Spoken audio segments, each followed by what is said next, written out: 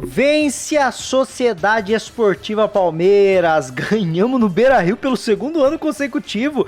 Era uma vez os tempos que a gente sofria lá no Beira-Rio. Claro, brincadeiras à parte, foi um jogo bem difícil, tá?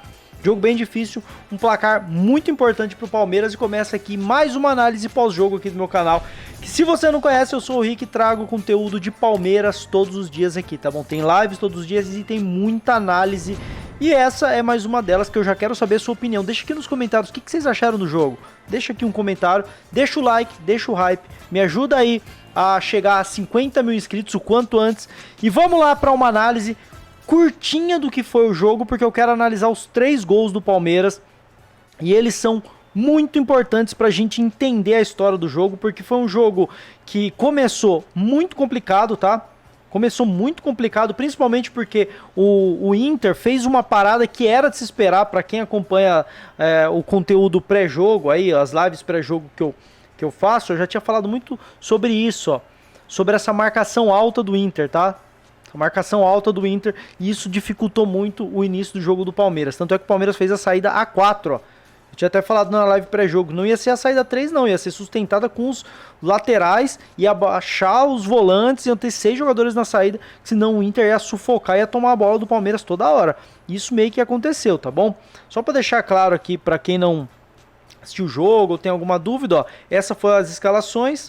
O Palmeiras foi com Carlos Miguel, Kelvin, Gomes, Murilo e Piquerez, Andrés e Marlon, Alan, Maurício, Vitor Roque e Flaco Lopes, enquanto o Inter foi de Rocher, deixa eu baixar aqui os laterais, né? Bruno Gomes, Mercado, Vitor Gabriel e Bernabé, Ronaldo, Paulinho, Alan Patrick, Vitinho, Carboneiro e Borré. Obviamente, na fase defensiva os pontas baixavam e o Alan Patrick funcionava num 4-4-2. Então, quase que espelhado os times, certo? Se a gente olhar aqui para uma parada que eu sempre gosto, para a gente ter uma ideia do que foi o jogo, que é o mapa de momento de ataque, né? A gente percebe, ó, um controle muito grande do Inter nesses primeiros minutos, tá?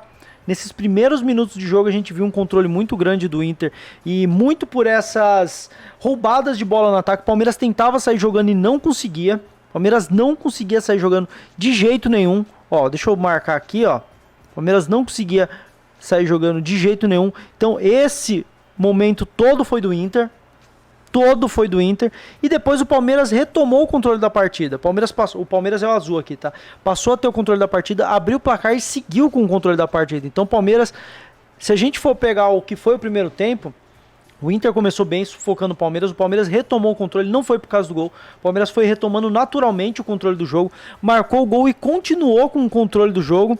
E aí o Inter retoma o controle do jogo muito no gol, num gol besta, num gol bizarro. A gente vai falar muito sobre esse gol já já, certo? Então, primeiro tempo eu acho que foi mais do Palmeiras, só que os momentos agudos foram maiores do Inter. Então, o Inter teve um controle menor do primeiro tempo, em questão de tempo, mas muito intenso, de muitas chances.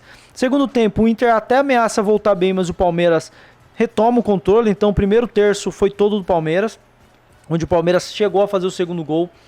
O Inter pressionou demais em busca do empate. Isso é normal, cara. No Beira-Rio não tinha o que fazer. Então, o miolo do segundo tempo, já pelo contrário, foi todo do Inter.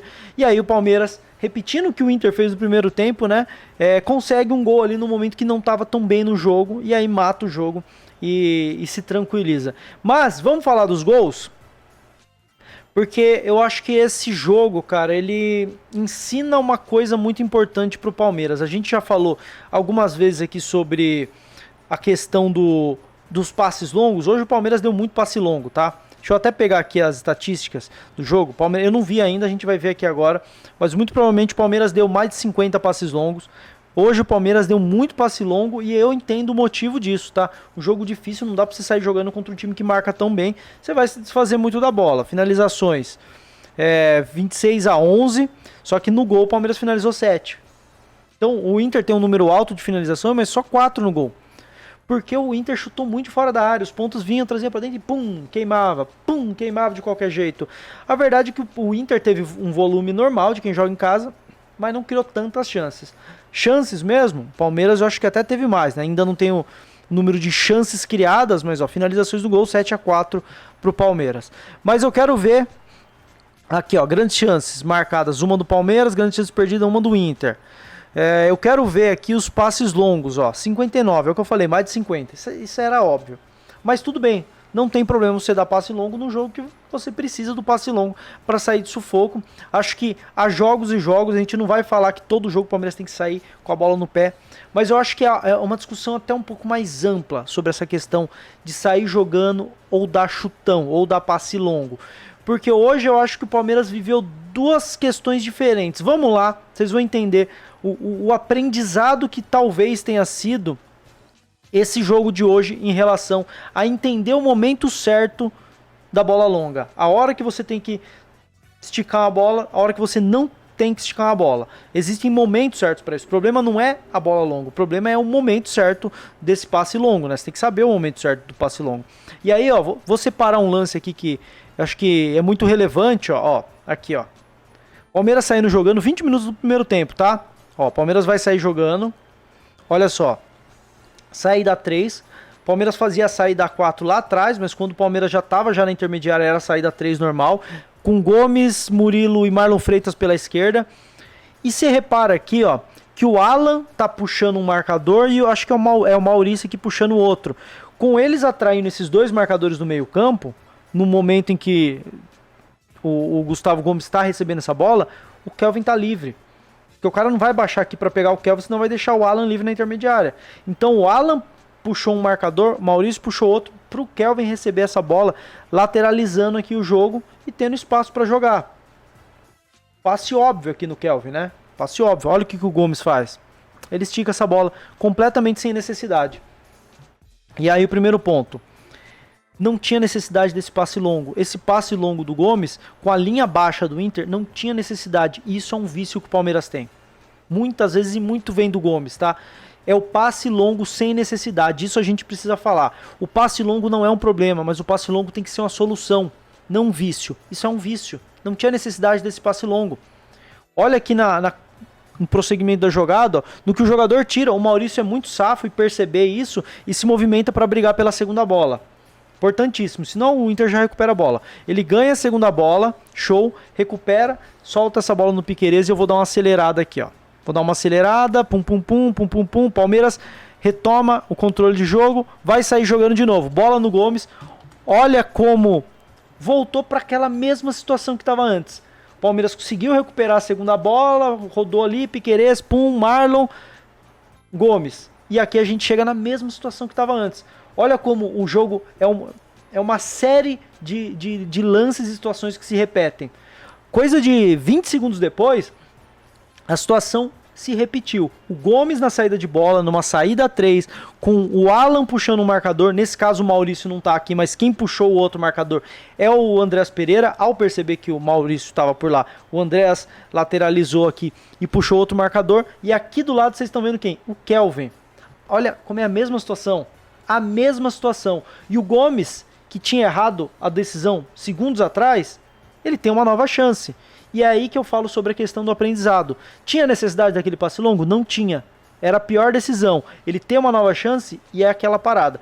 Burrice não é errar. Burrice é você cometer os mesmos erros esperando resultados diferentes, né? E olha o que o Gomes faz. Nesse lance, ó, ele lateraliza com o Kelvin. No que o Kelvin tem essa bola pelo lado, olha como ele já tá na segunda linha do Inter, ele tá lado a lado com a segunda linha de 4 do Inter, no 4-4-2, e o Palmeiras já coloca 4 jogadores atacando a linha de 4 do Inter. Você tem todo mundo no mano a mano. O lateral tá pro Alan, o zagueiro tá pro Flaco, o outro zagueiro tá pro Vitor Roque, e o outro lateral tá lá pro Maurício que tá na ponta. Tá todo mundo no mano a mano. E o Kelvin nessa situação tranquila de encaixar esse passe no entrelinhas pro Alan. Olha como é uma jogada simples. O Alan vence no duelo individual, a bola é dividida, escanteio pro Palmeiras. E aí você vai falar, Rick, então o que tem de mais nesse lance? O Palmeiras conseguiu um escanteio, bacana, mas a questão é a questão do aprendizado, né? É só o aprendizado? De você ter 2 vezes em 20 segundos o mesmo lance e você fazer coisas diferentes? Isso é um grande aprendizado. Que isso sirva para as próximas vezes o Gomes pensar melhor antes de fazer só o vício dele. Mas aí só para complementar, né? Se você acha que foi só um escanteio, ó, nesse escanteio o Palmeiras abriu o placar. Então o gol não foi por um acaso. O gol conta uma história. Eu gosto de trazer essas histórias aqui. O gol conta a história de um lance em que o Gomes tomou a decisão errada, o Palmeiras teve uma segunda chance, o mesmo lance, a mesma situação se repetiu e o Gomes tomou a decisão certa. E aí é sobre isso que é a questão da bola longa do Palmeiras. O Palmeiras tenta muito a bola longa, às vezes sem necessidade, e precisa entender o momento que é pra bola longa. Às vezes não é pra bola longa. Aí você vai falar, pô, Rick, então quer dizer que em todos os momentos você precisa sair jogando, se você tem a opção de passe, né? A bola longa nunca vai ser uma boa possibilidade, né? Claro que vai, cara. Porque aqui, ó, olha só, eu vou trazer um outro lance, vocês vão entender onde que eu vou chegar com isso aqui, ó. Existem momentos que a bola longa é sim a melhor solução. Pode parecer loucura, mas existem sim momentos em que a bola longa é uma solução, como eu posso dizer, viável. Uma solução viável. Quer ver, ó? Vou pegar esse lance aqui. Segundo tempo, 6 minutos de jogo. Olha como o Murilo, ó, tá chamando alguém para dar opção de passe. Tá chamando. Ele tá querendo sair jogando curto. Certo? Aprendemos, né, jogar curto. Não encontra opção. Sai jogando com o Marlon. E aqui você repara a marcação altíssima do Inter. E a marcação do Inter, ela tá encaixada num nível muito bom.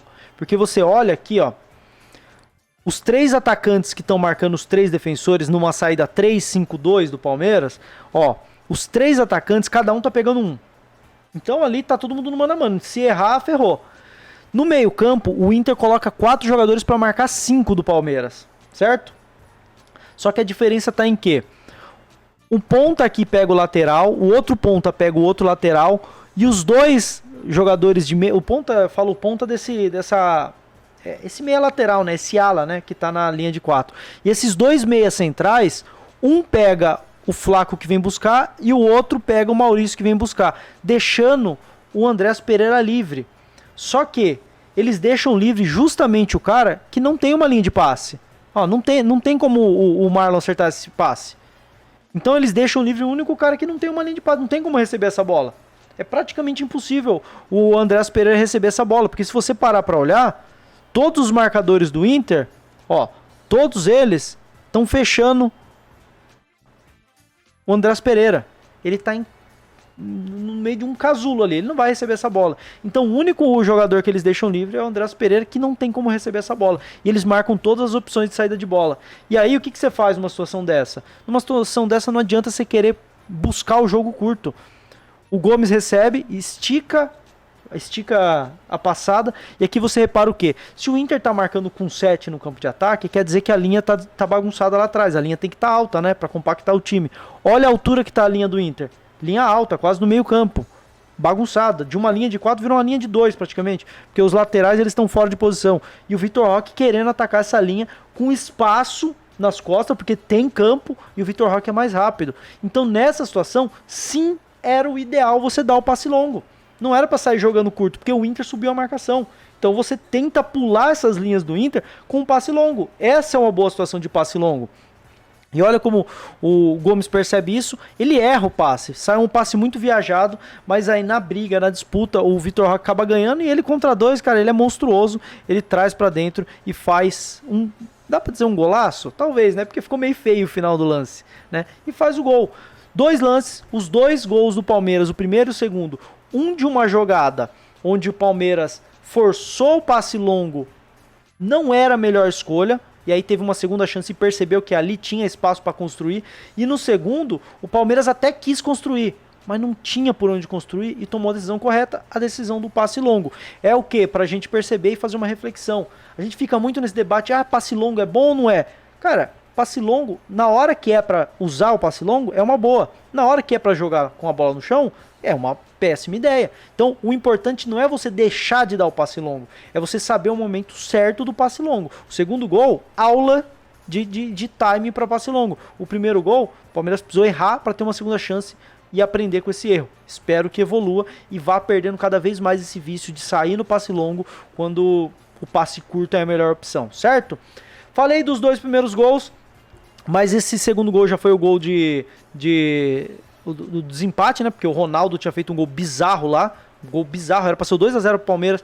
O Alan perdeu uma chance muito muito importante para fazer o 2 a 0. No contra-ataque o Inter conseguiu um gol bizarro, mano, um chute de esquerda aleatório do primeiro volante, que nem é tão técnico assim, tipo um gol daqueles que só o Palmeiras toma, né, mano? Mas o Palmeiras foi lá, fez o 2 a 1 e sofreu, como eu falei pra vocês, mas aí eu quero trazer a análise do terceiro gol e dar os créditos pra Abel Ferreira, tá? Eu não vou falar sobre o terceiro gol, porque eu já gravei um vídeo curto de 1 minuto e 20, mais ou menos, pro meu Instagram, então eu vou só pegar ele, vou recortar, encaixar na tela aqui bonitinho pra vocês terem a análise igual a que eu fiz no Instagram.